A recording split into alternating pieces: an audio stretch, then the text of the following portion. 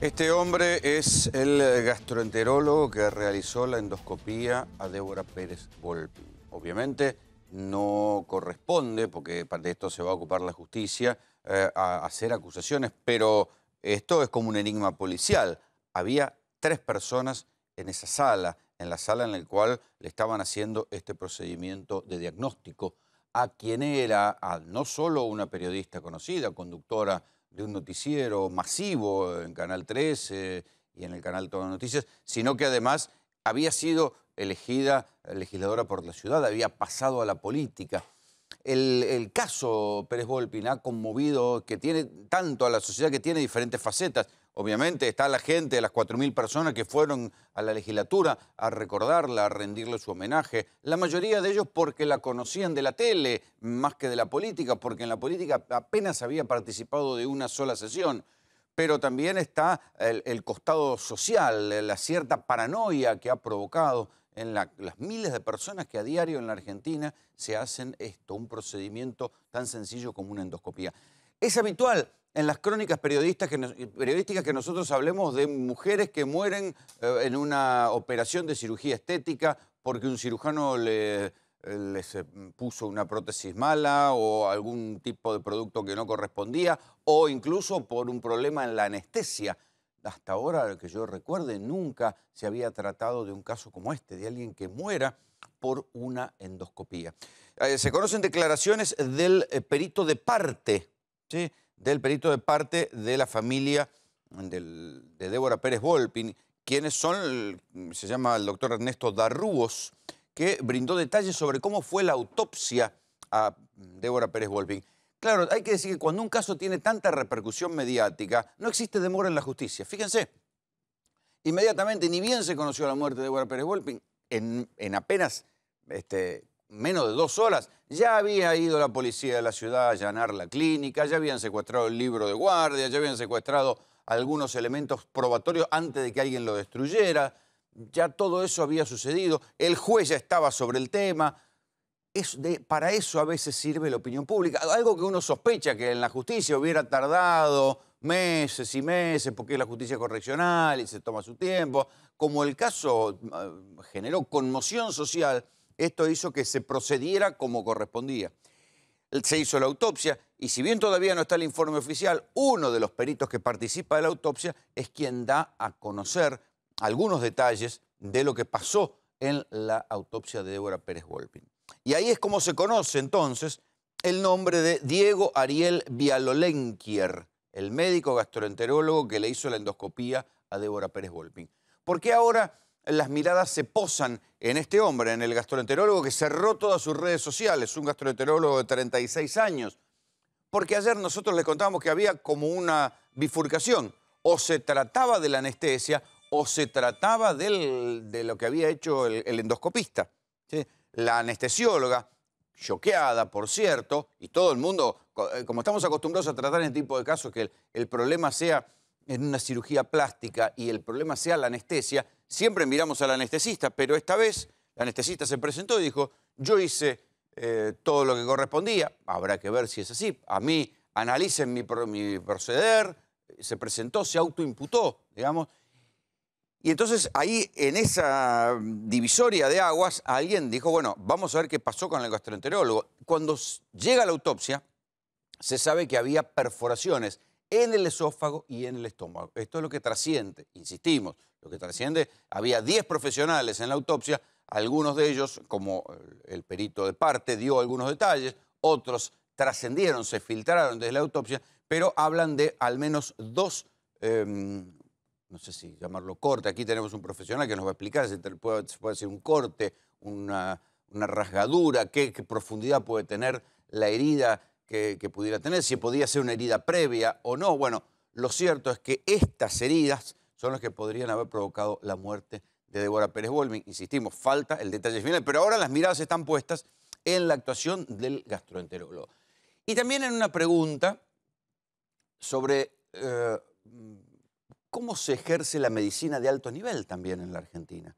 Porque muchas veces nosotros criticamos el estado en el que están los hospitales. Sin embargo, en los hospitales uno puede esperar tal vez mucho tiempo para hacer una endoscopía pero uno no, qué sé yo, difícilmente se encuentre con este tipo de relato. Entonces, esta es una medicina cara, de excelencia, un servicio de medicina prepago. ¿Esto quiere decir que sea un servicio de excelencia? ¿Qué pasó en este caso? Por esto hay tanta inquietud, porque hay gente que paga, que le cuesta mucho pagar la medicina prepaga. Puede estar tranquilo que le están dando un servicio de excelencia como el que está contratando para no tener que ir a los hospitales abarrotados, donde muchas veces para hacerse un análisis tiene que esperar 2 o 3 meses, o para no ir a la obra social, donde también tiene muchos problemas con los turnos, y eligen pagar una medicina prepaga. ¿Están pagando realmente una medicina de excelencia? ¿O existen algún grado de medicina que está ajustando como si fueran las aerolíneas low cost? Es un debate para hacérselo. O sea, no tiene que ver con acusar y con el derecho penal, sino tiene que ver con la realidad cotidiana de cada uno de nosotros. A ver, le quiero preguntar a Eduardo Segal, que es médico gastroenterólogo. Buenas noches. ¿Qué está probando? Ayer hablábamos que son muy pocos estos casos. Estadísticamente son muy pocos estos casos, que se hacen miles de endoscopías, nos lo contabas ayer. ¿Qué pudo haber pasado? ¿Qué pudo? Es muy difícil, porque es decir, yo podría dar 50.000 versiones de lo que pudo haber pasado. Entonces, en estas cosas jamás hay que imaginarse, sino atenerse a la realidad. ¿Sí? Yo te escuché 2 o 3 cosas que me gustaría hablar. Primero, yo no acuso a nadie, hablo de hechos. No, tampoco nosotros. Entonces, la anestesista no se incriminó, se presentó a decir, yo tuve intervención. No dijo, yo soy culpable, que eso sería autoincriminarse. Yo fui la que lo... No, dijo, y fue para poder formar como perito de parte y para poder tener la historia y todo lo demás. Entonces, y poder acceder a la causa, básicamente. Sí, señor. Falta algo todavía. Y vuelvo a insistir, yo no estoy presuponiendo nada, pero quiero analizar todo. Si vamos a analizar todo, analicemos todo. La anestesista no solo duerme y despierta a un enfermo, sino que es el que tiene que intervenir en la recuperación si hay algún trastorno. ¿Intervino bien? ¿Intervino? No sé. Yo no estuve. Claro. No sé qué pasó. Entonces, todavía falta deslindar eso. Concretamente, el anestesista, ¿qué puede ver, doctor? ¿Qué puede ver? Que hay un accidente, puede decir, nos está bajando la saturación de oxígeno, cuidado. O sea, eso tiene un monitoreo. Por supuesto, permanente. Y entonces, cuidado que algo pasa. Y si pasa algo, el que lo recupera de toda la parte hemodinámica no soy yo, ahora, es el anestesista. Si baja la saturación de oxígeno, ¿significa que hay una perforación o no tiene nada que ver? No, es una de las cosas que podría pasar. Cuando hay una perforación, generalmente baja la saturación de oxígeno. Pero puede pasar en muchos casos. Puede pasar porque le baje porque el paciente tiene su problemática propia. Puede pasar porque yo lo esté inflando mucho, por ejemplo. Entonces el abdomen distendido hace que le comprima el tórax y no respire bien y baje la presión. Y me dice, sacale aire porque estamos bajando En un caso hipotético, una rasgadura en el esófago, ¿es tan peligrosa, en una endoscopía, es tan peligrosa? Terriblemente peligrosa. Hoy yo explicaba, decir... Es lo que genera un neumotórax. Claro, o sea, el neumotórax, que el pulmón se achica. Si se fracciona, se rompe la pared del esófago... Yo estudié en el secundario que están en diferentes temperaturas, diferentes presiones, digamos. Exactamente, tiene una presión negativa el pulmón. El pulmón, para estar expandido, tiene una presión negativa. Si a vos se te rompe el esófago por algún motivo espontáneo, porque hay rupturas espontáneas, hay un síndrome que a veces se produce al vomitar, por ejemplo, mucho, muy fuerte, o tener un eructo fuerte, se te podría llegar a romper. Eso es raro, se llama síndrome de Boerhaave, pero existe. O existen otros motivos, o existe que se pueda empeorar algo que ya estaba con la endoscopía. La endoscopía usa aire a presión. Cuando yo entro con el endoscopio, estoy metiendo aire a presión. Para expandir el esófago. Para expandir los órganos, todos, no el esófago solo. Mira. Todos los órganos están colapsados cuando uno entra. ¿Eso puede romper algo, doctor? Cuando se le pone aire, ¿puede romper algo o no? Habitualmente no. Si en el colon uno se le va la mano, sí, puedo romper el colon. Piensen que la bomba que tiene el endoscopio pone 5 litros por minuto de aire. Es mucho, es mucho. O sea, si yo dejo el dedito en el botón que insufla, puedo romper algún órgano. Normalmente uno lo maneja porque va aspirando, insuflando. Tengo otra pregunta puntual al respecto. Le ponen aire, discúlpeme lo ordinario y vulgar de mi vocabulario. Le ponen aire. El aire aparentemente se escapó en este caso.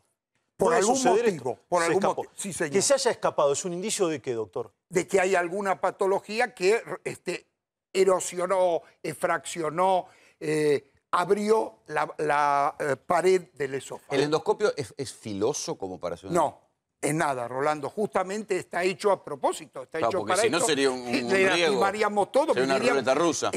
Fíjate, cuando uno saca un cuerpo extraño, Suponete, le hemos sacado a preso gilet, cuchillo, lo que se te ocurra, se lo sacamos con eso. con el endoscopio. Pero tenemos que cubrirlos con algo, porque si no venimos por el esófago y venimos desgarrando toda la pared. Pero no con el endoscopio. El endoscopio no desgarra nada. Es liso, es completamente atraumático, pero no atraumático si yo lo pongo contra la pared y empujo, la perforo. ¿Sí? Que esto no lo va a hacer nadie porque uno está mirando. Ahí te quiero detener.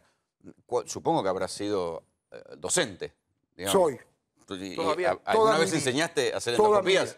Toda mi vida. Ayer yo te escuché decir que la puede hacer cualquiera. Toda mi vida. Cuando vos enseñás a los docentes, a los pibes que llegan y que quieren aprender, ¿qué cosa le decís tengan cuidado con? La insuflación, mirar siempre donde están avanzando. No peguen contra la pared del esófago. Nunca. El aparato tiene una visión que se llama programa, que quiere decir hacia adelante. Es decir, mira en la medida que entra. Entonces yo ni bien lo pongo en la boca. ¿Uno puede chocarlo? Si quisiera, sí. Todo puede, pero también si quiere la necesita, le mete veneno y lo mata. Ya sé, pero digo, no es que uno voluntariamente puede tomar mal una curva en ese camino. No, salvo que porque yo vi el recorrido que hace la sonda, decir, bueno, no es que uno se choca contra algo y si vos viste un recorrido muy sencillo, el de la endoscopía alta, por eso yo insistía, se reían cuando yo les decía lo de que denme un mono y yo se la enseño a hacer, porque es muy fácil. Y por eso tiene tan pocos problemas. Es muy fácil porque es prácticamente todo rectilínea. El colon no, el colon hay que estar constantemente dando curvas, sacando, torciendo, retorciéndolo. Entonces, técnicamente es mucho más difícil. Lo que ocurre es que la endoscopía alta tiene muchos diagnósticos. Entonces, el que alguien sepa hacerla no quiere decir que sepa diagnosticar. Ahora, perdón, déjame que termino la idea con lo de Rolando. Nadie, como viene avanzando, es muy difícil que vos te tragues la pared y sigas empujando, porque la estás viendo. Es decir, el esófago, cuando yo insuflo, es una circunferencia perfecta, casi perfecta, pero digamos una circunferencia. Como lo que se le ve en la videocolonoscopía. Igual, pero más chica. Y entonces yo estoy viendo y llego hasta la válvula, hasta la unión del esófago con el estómago, que se llama cardias, llego sin problema. El cardias podría a veces traer algún problema en algunas enfermedades que no se vea bien al atravesar, pero es muy poco. Doctor, ¿este estudio queda todo grabado y registrado en un CD? No necesariamente, se puede. Yo puedo grabarlo, televisarlo, fotografiarlo, mandar las imágenes vía satélite. Te cuento, en algún momento se han hecho simposios de un continente, ni siquiera en una ciudad, de un continente a otro. Pero doctor, ahí me quiero detener porque justamente a propósito de la grabación y lo que puede quedar de lo que pasó en el momento de la endoscopía de Débora Pérez Volpin, hay información de último momento.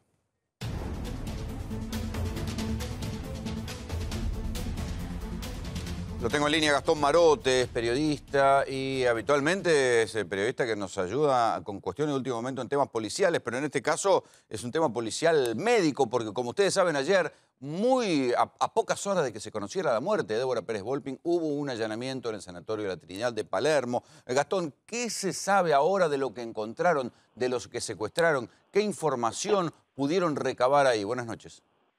Hola, buenas noches Rolando, buenas noches a todos en el piso y a los televidentes. Bueno, sí, exactamente, personal de la comisaría 23 de la policía de la ciudad realizó un allanamiento y del lugar se llevaron la historia clínica de la periodista Débora Pérez Volpin, una hoja del libro de guardia, que es donde donde figura su ingreso, el libro de enfermería y un detalle de cada uno de los médicos que la atendió o que participó de cada una de las atenciones. ¿Se confirma que son 3 las personas que estaban en la sala, digamos? No está oficialmente, no, pero es lo que tenemos. Son 3 personas las que están en la sala, pero también incluye algún médico que pueda haberla atendido cuando ingresó. Están todos, todo el detalle de todos los médicos que atendieron a Débora Pérez Volpin desde que ingresó a la clínica hasta que se produjo la muerte de ella. ¿Sí?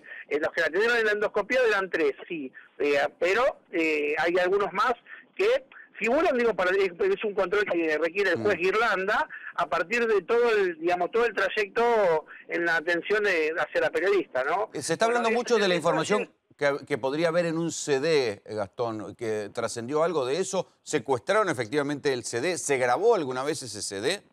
No hay detalles de que hayan secuestrado el CD. Ten en cuenta, Rolando, los detalles. Que el juez automáticamente ordenó el secreto de sumario y prohibió la filtración de datos, ¿sí? Tanto para los médicos como para, obviamente, los efectivos policiales que realizaron el allanamiento.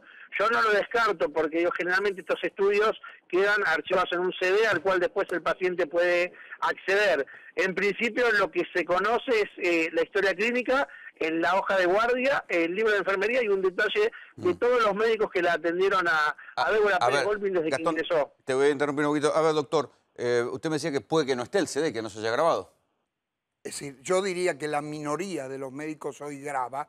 Yo grabé durante años de años. No grababa el CD, sino que grababa en un grabador y después hacía un CD, porque no tenía tiempo en la endoscopía estar corrigiendo. Los CD son mucho más complicados que grabar. El grabador tiene una cinta adentro y después se pasaba de la memoria directamente al CD. Así que Si existiera ese CD, esa grabación, ¿es una información crucial? por lo menos podría dar una información clara de cómo fue la endoscopía. Uno está viendo, porque yo cuando grababa toda. Pero lo que quiero decir es que no es obligatorio ni legal ni técnicamente, porque realmente cuando llega un momento, yo tenía ya miles, decidí ya no sabía Uno no qué graba hacer. cada vez que alguien le Por sacan eso, sangre. entonces, realmente no me sirve, pero sí se fotografía, es muy raro que no se fotografíe. Pero quiero insistir en algo que yo se lo dije esta tarde a Mauro. Le digo, Mauro, cuando a mí alguien me trae una endoscopía para mirar, yo no miro nunca la foto, miro primero quién la firmó. A mí me interesa lo que puso el que la hizo, porque de acuerdo a su idoneidad o no, le voy a creer lo que me puso. Entonces, si yo hago una endoscopía a esta altura del partido, nadie va a decir me mintió. Porque sabe que cuando yo lo hago ya tengo demasiados años, tengo un cierto prestigio que hace que me crean. Entonces, no me van a pedir una foto o un CD. Sí, Gastón. No, perdón, lo que sí digo en detalle, que no es menor, es que la endoscopía se interrumpió, o sea, por ende, quizás no existe ese CD porque no se terminó el estudio, porque justamente se produjo la situación que conocemos con la periodista, con nuestra colega, y bueno, es que es muy probable que no exista el CD porque no se terminó el estudio. Digo desde un punto de vista... O sea, Gastón, probablemente no se grabe directamente, no es que porque se interrumpió. Si se interrumpió, uno tendría grabado desde el principio de la endoscopía hasta donde se hizo. Se haga lo que se haga. Pero si no que se si había usa, no lo hayan borrado. Borrado no creo, pero no creo que usen CD. Es decir, realmente en los lugares muy masivos no se usan. Gastón, vos dijiste que hay secreto de sumario, obviamente, en la causa que tiene el doctor Guirlanda, pero uno de los peritos de parte, en este caso de la familia Pérez Volpin, dijo que la historia clínica arrojaba que no tenía ningún tipo de patología previa. ¿Judicialmente trascendió algo al respecto o no? Porque es un dato crucial este.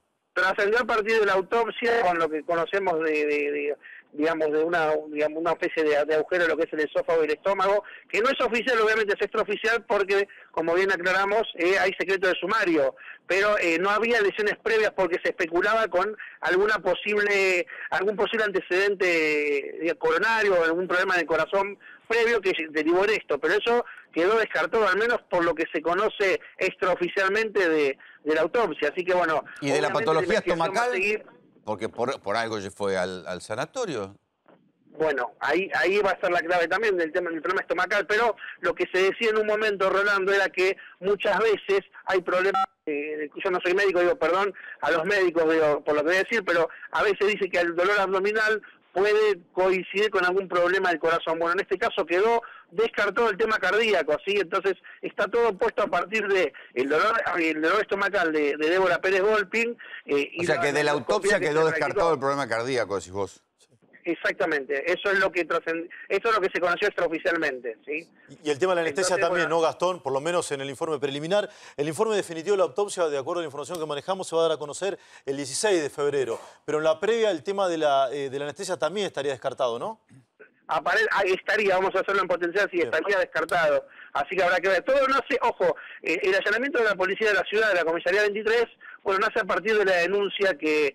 Más allá de la judicial, recordemos que en la justicia se presentó de manera voluntaria el anestesista, pero Enrique Sacco, pareja de Pérez Volpin, se presentó a radicar la denuncia en la comisaría 23 de la policía de la ciudad y a partir de eso pasamos de un homicidio dudoso a un homicidio culposo. Ahora, Gastón, vos que cubrís casos policiales, ¿cuántas veces viste que en un caso correccional haya semejante velocidad para ir a allanar una clínica?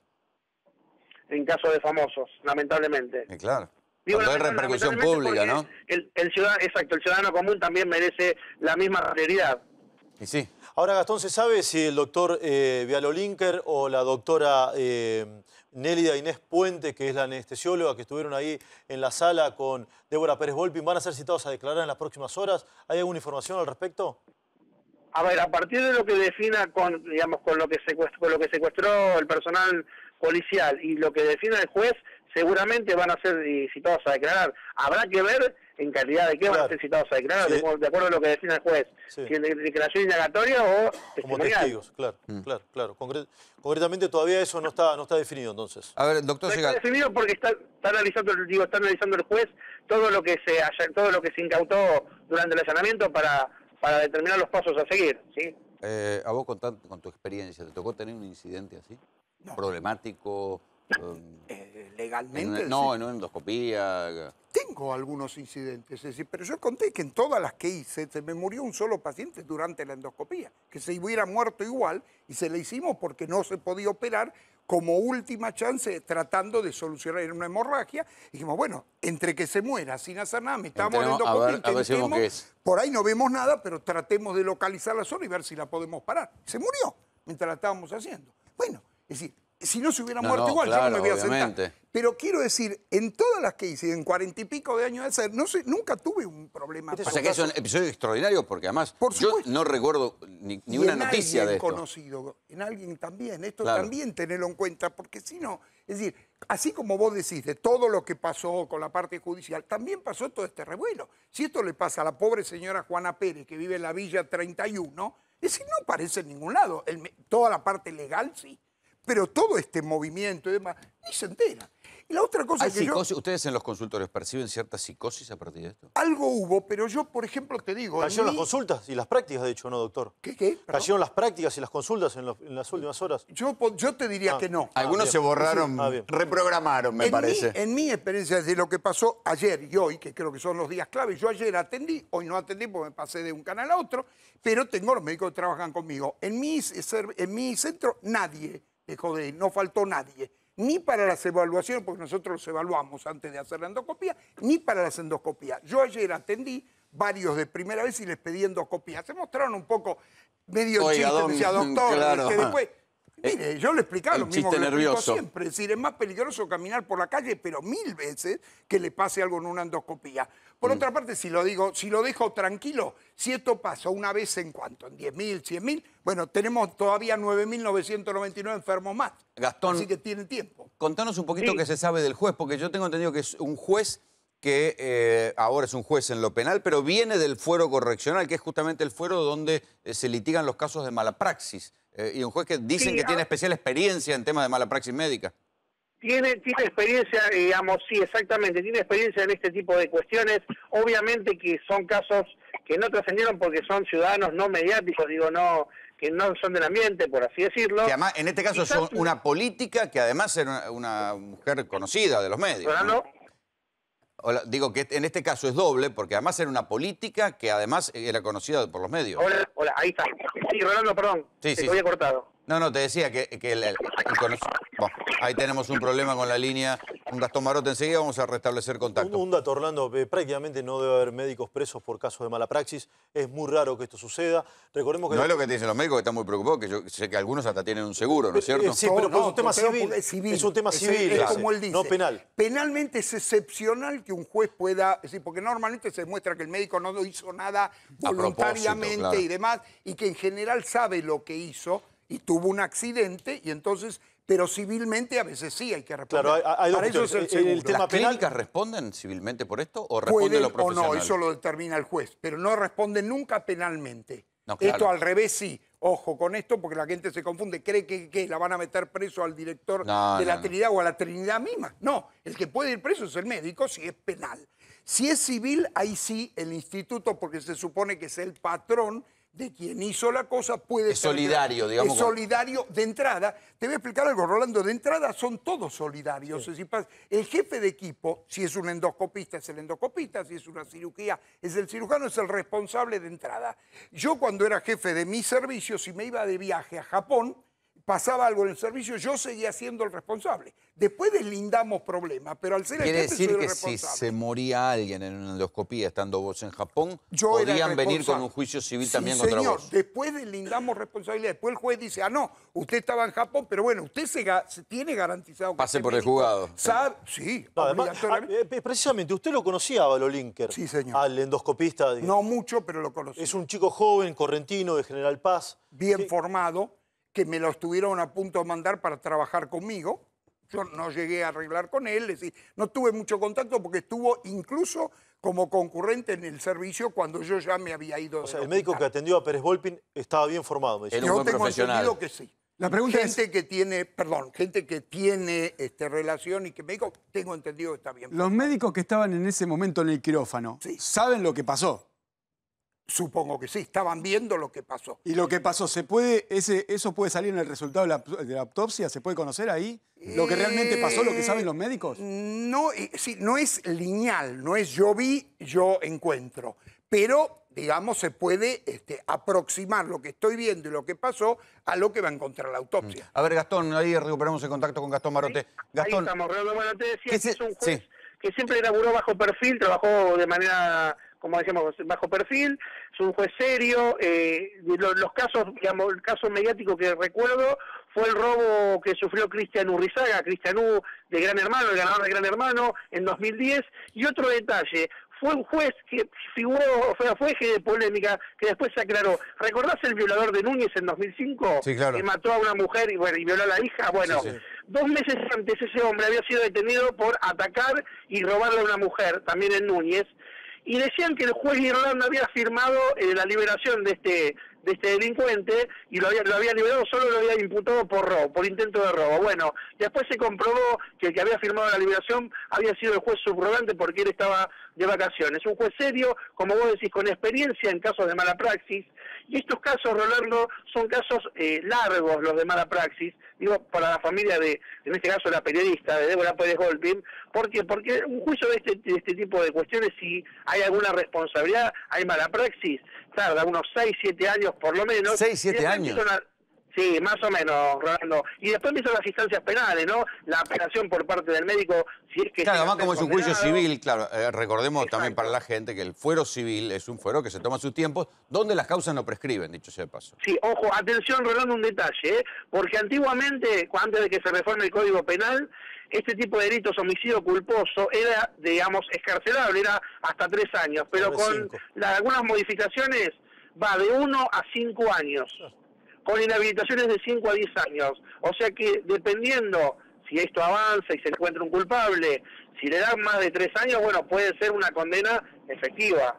Claro, sí, sí, sí. A ver, le quiero preguntar al doctor Segal, depende de dónde se haga, porque estamos hablando de un lugar de excelencia en hotelería, qué sé yo. Yo ayer el doctor me corrigió cuando dije, bueno, esto no sucedió en el hospital del conurbano, y vos me decías que en principio no debería haber diferencia, que es como sacarse sangre, que Así no es. debería haber diferencia. Así es. Trabajamos con esto en lugares que no son hospitales, pero teniendo en el quirófano todo lo que hay que tener. Esto sí. Es decir, hay todo un equipo de resucitación, de monitoreo y etcétera, que esto no puede cambiar, la hagas donde la hagas. ¿Puede La haber mejor faltado en un lugar así? No, es que nadie la haría, que tiene que estar loco. Pero acá hay un tema que está un poco en la nebulosa, hay secreto de sumario, así que la clínica seguramente, la Trinidad, no va a volver a hablar del tema. Pero Débora Pérez Volpin estaba en terapia intermedia. Sí.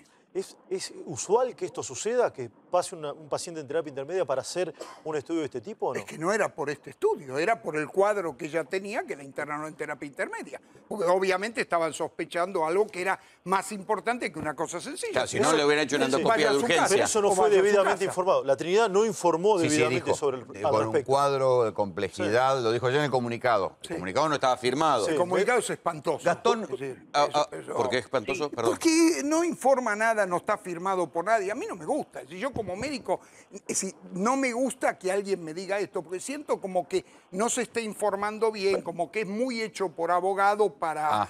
para lavarse las no manos. No es así. Es decir, yo si me pasa algo, lo informo, digo, tuve este problema. Es decir, no con detalle, porque no lo saben. Entonces no pueden decir, pero nos pasó esto, falleció la señora, fue en medio de un tratamiento. Es decir, eso yo lo lamentamos mucho, que se hará todos los estudios firmados, el doctor tal, que será el director, el jefe, esto, quien sea. Pero también Sí, vino como, Rolando, vino como, El hecho de que... como un anónimo. El hecho de que no haya alguien que firma indica que nadie quiere poner el gancho. Sí, como se qué dice sé vulgarmente. yo. Gastón, ¿qué es lo que se evalúa en el juzgado respecto de la responsabilidad de la clínica? Aunque no sea una parte penal, sino que eso vaya a haber una parte civil. Pero ¿qué es lo que No. se discute? No, por eso digo, por eso bien vos lo decías, en la instancia penal que el juez va a tener los ojos posados sobre las personas. O sea, de los 3 que estaban en el quirófano. Sí, exactamente, sí, o algunos, digamos, no queda otro porque, digo, digamos, el análisis de la perforación del esófago o de la parte del estómago es donde van a estar posados los ojos del juez sobre las personas. La clínica después tendrá alguna cuestión quizás, digamos, de credibilidad por parte de la gente, pero no en el caso penal. Así que los ojos del juez están posados sobre las personas, en este caso sobre los 3 especialistas que estaban en el momento de la endoscopía, a ver, digamos, la responsabilidad que tuvieran o no con respecto a la muerte de nuestra colega. Sí, allí podría haber una responsabilidad gradada, ¿no, Gastón? Porque uno era enfermero, por lo que tengo entendido, y quizás tenga menos responsabilidad que los otros, ¿no?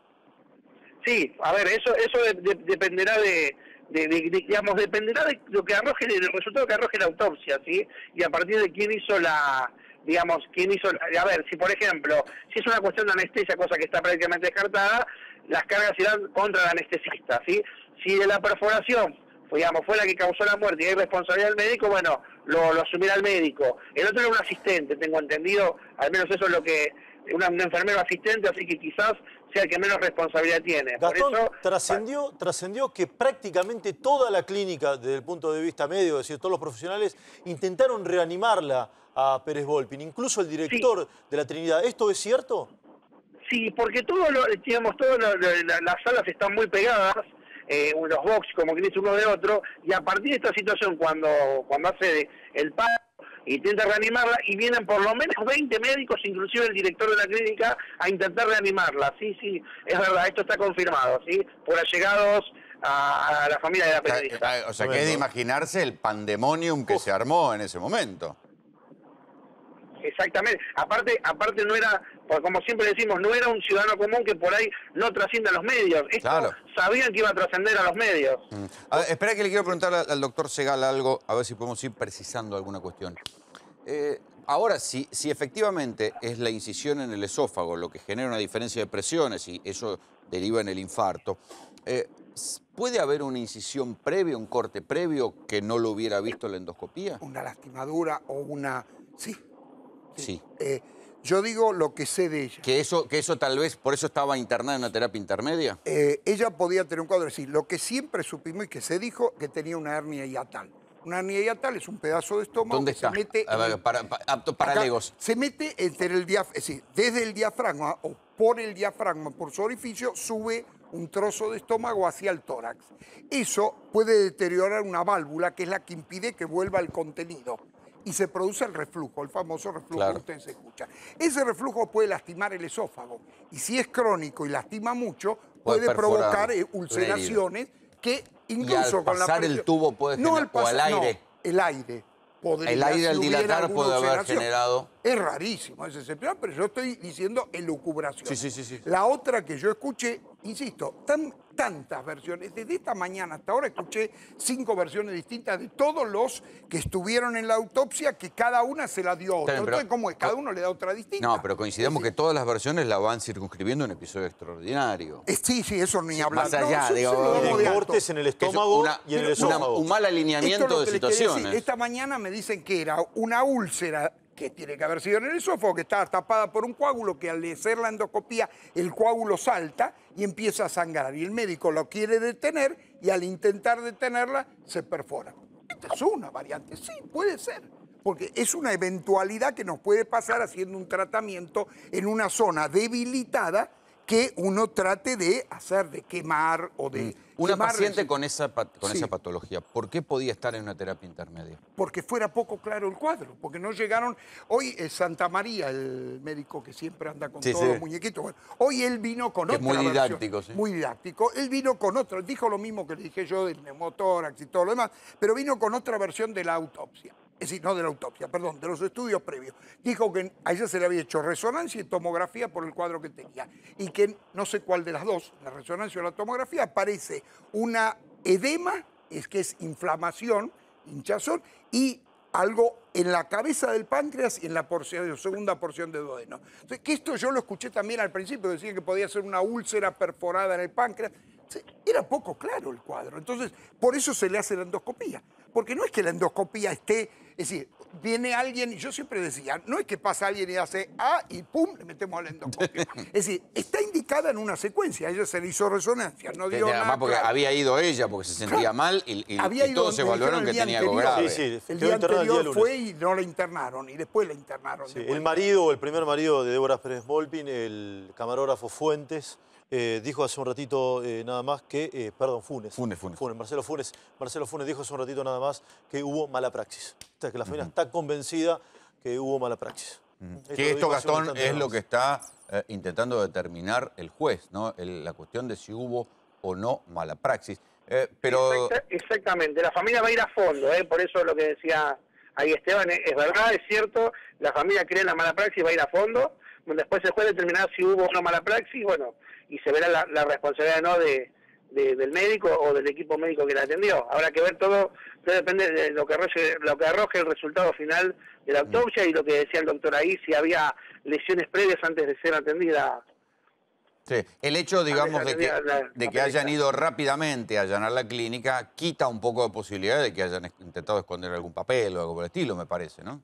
No, en principio sí, en principio no hubo tiempo, digamos, de esconder, si quieren esconder algo. Creo que tampoco hubo esa intención, me parece, y se movió rápido el juez, se movió rápido la policía, y ahora, bueno, ahora dependerá del juez a ver.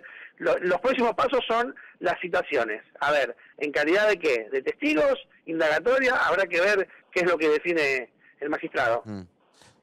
Doctor, con los profesionales que participaron de esta lamentable tragedia, ¿qué habría que hacer?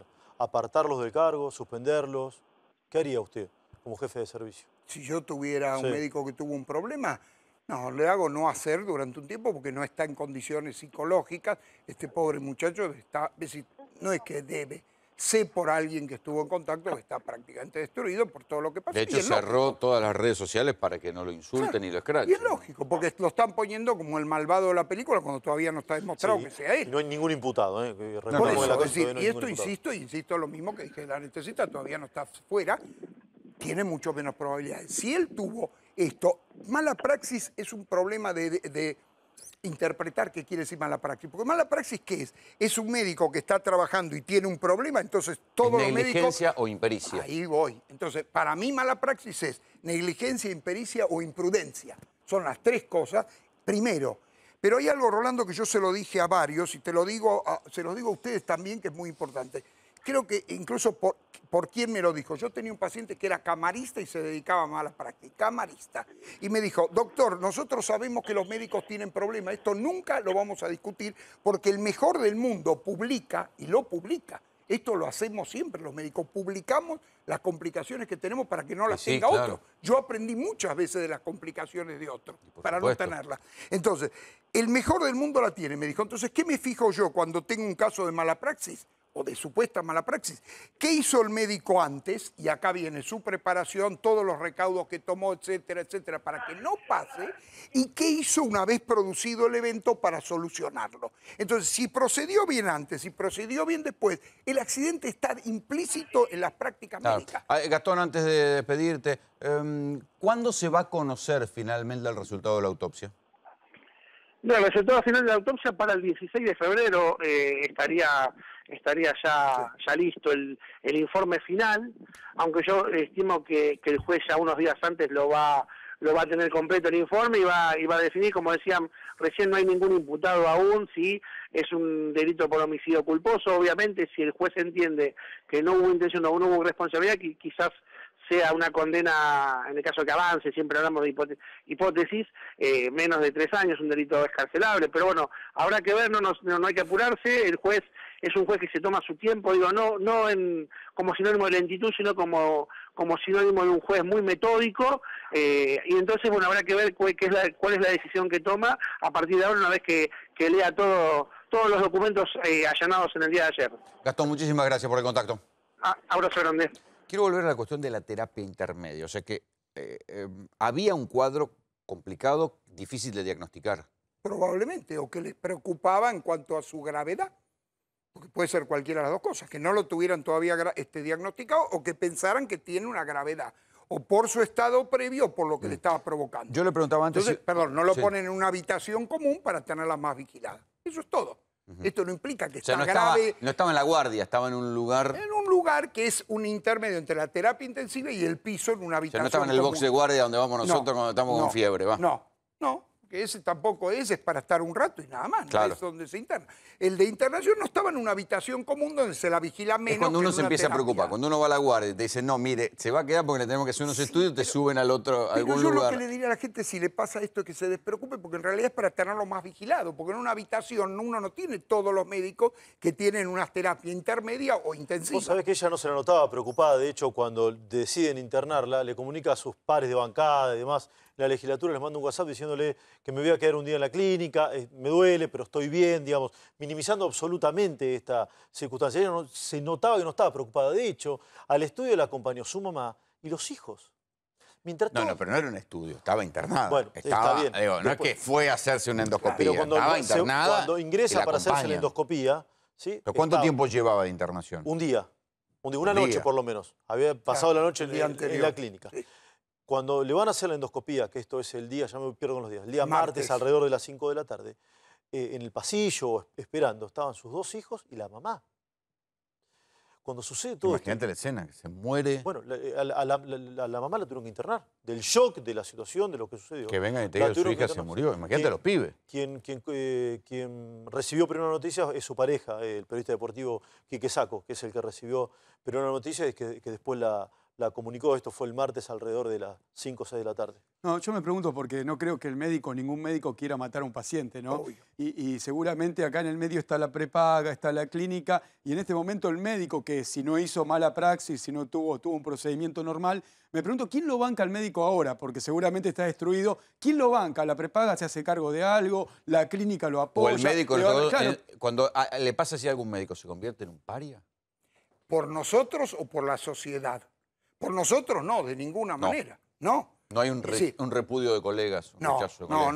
No, sobre todo si uno no tiene ninguna seguridad que hizo algo malo, que tiene cierta formación. Yo no voy a amparar nunca al que considero un delincuente. Hay médicos que yo los considero un delincuente. Y esto también, la gente está equivocada porque a veces le dice, ¿a usted le parece un médico? ¿Y médico qué? A mí en la facultad no me enseñaron educación, honestidad y demás. Me enseñaron medicina y gracias. Y esto se lo digo a la gente siempre con cualquier profesional. Es profesional, pero no es buena persona porque es profesional. Es buena persona porque es buena persona. Podría haber sido un atorrante y profesional o muy buena También persona. de eso y tenemos los basurero. periodistas, ¿eh? No Por te supuesto, preocupes, no. Es digo. que me digo cualquier Sí, cosa. claro. Cualquier ocupación. Un señor que es basurero, tan respetable como cualquiera, y puede ser mucho mejor persona que el mejor profesional. Así que la actividad no quiere decir que sea buena. Entonces, por supuesto, nosotros nunca tenemos intención de... Lo que vos me preguntás es importante, porque los médicos, si vemos... Es decir, yo no tengo por costumbre ir a demasiados canales, pero estos días fui a un montón. ¿Por qué? Porque no quiero que se la culpe a la endoscopía de que es una cosa terrorífica, que los pacientes se asusten. Entonces voy a tratar de aclarar todo lo posible. Y al médico, como sé lo que es esta historia, porque he tenido médicos, tuve muchos médicos. Yo llegué a tener 35 médicos en el servicio, con lo cual he tenido cantidades. Tengo residentes de no sé cuántos años. Yo creé la residencia y tuve decenas de residentes. Entonces sé lo que es que tengan algún problema. Entonces siempre traté de traerlos, de aconsejarles, de tratarlos de calmar, porque está angustiado y desesperado un tipo Claro. que le pasa A ver, esto. una cosa que me parece es importante aclarar. Un médico, o sea, un endoscopista, siempre es un médico. Siempre, absolutamente. ¿Siempre es un gastroenterólogo? No, no siempre. En la enorme mayoría de los casos es un gastroenterólogo. Aclarémosle a la Hoy hay gente que uno después de cirujanos. ser, o sea, uno es médico, clínico y después es gastroenterólogo, o sea, son años más para estudiar, ¿no? Sí, si vos hacés la residencia tenés que hacer 1 año de clínica y 3 de gastroenterología. Se llaman post-básicas. O sea que un endoscopista, si es gastroenterólogo, Después tiene recién, 6 más 3, 9 años de estudio. ¿De facultad? Sí. Sí, 10 años, porque son 4. Para ser gastroenterólogo son 4 años de residencia. Te decía, 1 de clínica y 3 de gastroenterología. Y este Y muchacho ahí se parece puede que haber tenía formado. 5 años de experiencia. Sí, yo, por eso digo, yo me fui en el año 2010 de mi servicio, yo pedí el retiro voluntario, debe haber entrado en el 2011 o 2012, así que hacer la especialidad. Rolo, 36 años. Fíjate vos todo lo que tiene, tarda un Pedro médico en Ligia. prepararse, ¿no? El estudio, la preparación, y por una causa desafortunada seguramente todo lo que le puede costar perder, y sobre todo en un juicio civil. Por eso pregunto, la prepaga, que es la que gana, acá gana mucho dinero porque vende el servicio del médico, el sanatorio, ¿qué rol, qué apoyo, dinero? Nada, Nada. O sea que absolutamente, ni moral ni económicos. Lo más probable es que te eche. Claro, los médicos... Lo más probable es que te eche porque sos un padre, le estás trayendo mal prestigio y demás, entonces lo más probable es que te eche. O sea, el médico pierde todo el prestigio, la carrera y encima los bienes y nadie, ni la prepaga ni la clínica. Por eso es que ustedes Esto es lo tienen ingrato seguro. de nuestra Pero profesión. si se mandó una macana... a ver, No estamos hablando de una macana, eso hay que probarlo todavía. No, bueno, No, pero si se mandó una macana de esta envergadura o cualquiera, el médico X, digamos, es pasible para que lo echen, digamos, si no, ¿para qué? Sí, obvio, no, Está bien, sí, igual, yo quiero decirles algo. la clínica va a tener Yo que responder tuve- civilmente igual. Digo.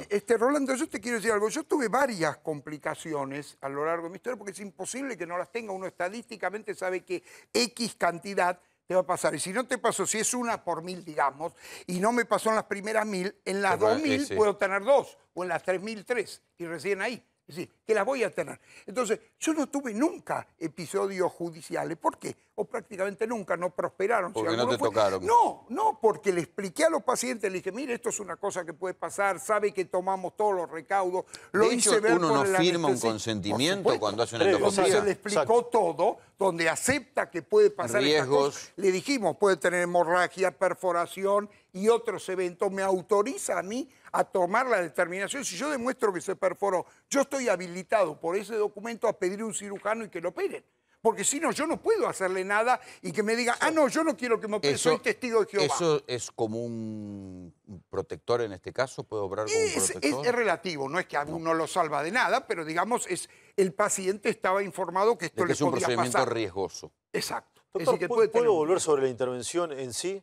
Había 3 personas dentro de la sala. ¿Cómo es ese momento ¿Es en usual quirófano? que haya 3 o tendría que haber habido más personas? Es el mínimo que tendría que haber, porque está un anestesista, el endoscopista y el que ayuda, que puede ser un instrumentador, o en este caso un enfermero, que es lo mismo. Espéreme ahí un segundito. Quiere decir que Débora Pérez Volpi, que es una persona que forma parte del círculo de poder, legisladora, una persona pública, la Trinidad le puso solamente 3 personas, lo mínimo. No es la Trinidad. Bueno, el servicio, lo que sea. Si cualquiera, yo, por ejemplo, hago con una más porque yo le hago a todos con un cardiólogo. Eso es una precaución extra que me busco yo, que no tiene ninguna obligación Si legal. hubiera habido un cardiólogo, ¿se hubiera salvado? No creo. Si fue realmente lo que pensamos, no creo. Es decir, si fue que hizo el neumotórax y el taponamiento cardíaco y demás, no creo.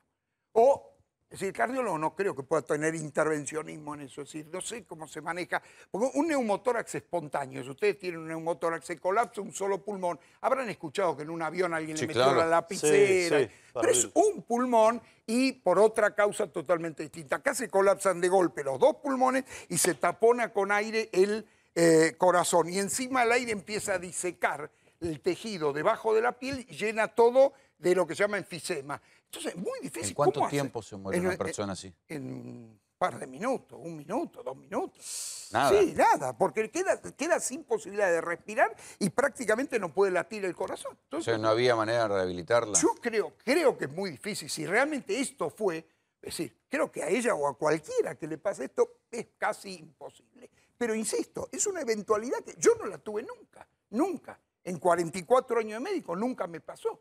Entonces, bueno, es decir, tuve alguna perforación de esófago, y no me pasó esto. Es decir, siempre la tengo, pero en la mente una señora que yo la adoraba, que durante 15 años le estuve dilatando el esófago porque se le hacían estrecheces, y en una de ellas ella sabía que corría ese riesgo, pero no Bueno, puede tener una patología complicada. Sí, y no se podía operar, si no yo la hubiera mandado a operar, no la dilato durante 15 años, es decir, pero no la podía mandar a operar porque se corría un riesgo de muerte. Entonces ella aceptaba y una de las veces se perforó y la tuvimos que mandar a operar y se salvó. Es decir, a pesar de que nunca la Y no quisimos hubo operar. neumotórax. No hubo. Hizo la perforación, hubo un ligero Para que haya neumotórax. neumotórax, como Sí. se supone que pasó en este caso, ¿tiene que ser una perforación profunda? Perdón, puede haber un neumotórax muy ligero, es decir, un neumomediastino en realidad, porque primero se Aclare llena a el la gente, porque mediastino. si no- Sí, el mediastino yo le explico siempre a la gente que es la cavidad, porque es una cavidad que queda entre la columna atrás, el esternón adelante y los 2 pulmones. ¿Está claro? Por ahí va la aorta, el esófago, toda una serie de órganos muy comprimidos. Donde pasa el cablerío, digamos. Sí, muy comprimidos. Entonces, si eso uno sale aire y lo empuja de golpe, ahí donde empuja los 2 pulmones, se colapsan, dejan de tener esta presión negativa, empuja el corazón sobre el diafragma y el aire no tiene dónde irse. Pero un neumomediastino, o sea, que haya aire solo en el mediastino, no provoca todo este desastre. Estamos hablando de algo muy severo y de una cantidad muy grande de aire para que haya provocado todo esto. Pues si entra un O poquito... sea, tiene que haber habido algo más. Supongo que sí, o ser una brecha grande, o haber metido mucho aire, o... Doctor, muchísimas gracias Por favor. para responder nuestras preguntas Por de favor, Legos. lo que necesite. Muchas gracias.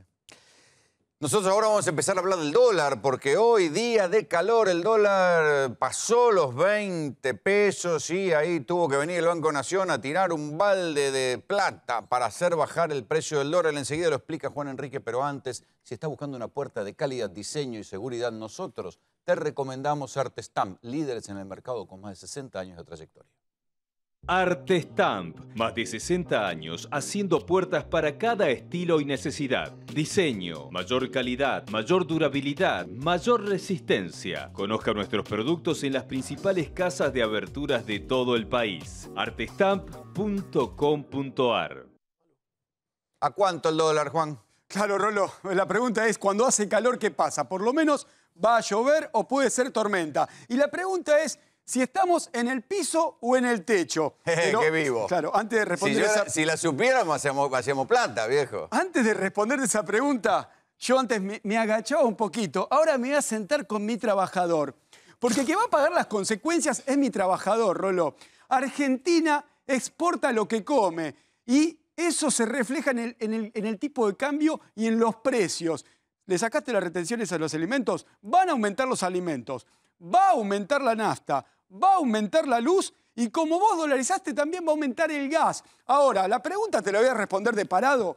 ¿Por qué esto no se va a quedar así? Claro que no va a quedar así, tiene varias respuestas. Primero, que el dólar está subiendo en todo el mundo. La Reserva Federal de Estados Unidos aumentó el precio del dólar, aumentó la tasa de interés y claro, los que tienen pesos, que no es mi trabajador, Eso lo venden. Los que tienen muchos pesos quieren dólares y eso va a hacer que mucha gente quiera dólares, Rolando. Y el otro tema, claro, que a 20,22 todavía sigue siendo barato, porque si vos le sumás la inflación de los 2 años... El ritmo de devaluación de Argentina, el ritmo de inflación hace que todavía siga siendo barato. Claro, si vos le ponés la inflación de este gobierno, el dólar tendría que estar por lo menos 27 pesos. No des idea, Juan, nosotros nos vamos. Esto fue Tercera Posición. Hasta mañana, chao. Accede al auto que siempre soñaste. Conoce AutoAdvance. www.autoadvance.com.ar. AutoAdvance lo hace posible. Lo más importante es la salud. Por eso tenés que tener Protegerte 365. Cobertura nacional, medicamentos, media y alta complejidad. Llama al 011-4371-0781. Protegerte 365. Empresa líder en prestaciones ambulatorias.